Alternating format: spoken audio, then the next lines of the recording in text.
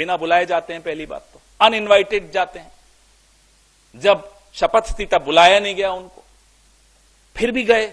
अब क्यों गए वो तो आप लोग कोई पत्रकारिता करिए, इन्वेस्टिगेटिव, तो मालूम पड़ेगा कि क्यों गए।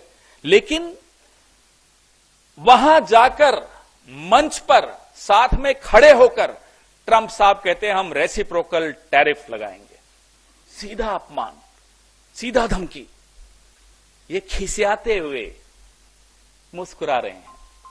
या तो समझ में नहीं आया क्या बोले, हमें नहीं मालूम क्यों खिसिया रहे थे, क्यों मुस्कुरा रहे थे। मुस्कुराने लायक तो कोई बात ही नहीं थी। रेसिप्रोकल टैरिफ, ये देखिए मोदी साहब घूम रहे हैं विदेशों में। ये किसके पैसे से स्टेट डिपार्टमेंट में गए थे? ये अमेरिका ने पैसा दिया था। क्या ये एजेंट हैं? क्या ये उस वक्त से ट्रेनिंग लेने गए थे कि कैसे मनमोहन सिंह जी की सरकार को अस्थिर करना है, कांग्रेस की सरकार को अस्थिर करना है? ये आपको सामने फोटोएं दिख रही हैं, देखिए लगातार। ये नौजवान है मोदी जी, देखिए, तब 50 इंच थे, अब 56 इंच हो गए, देखिए।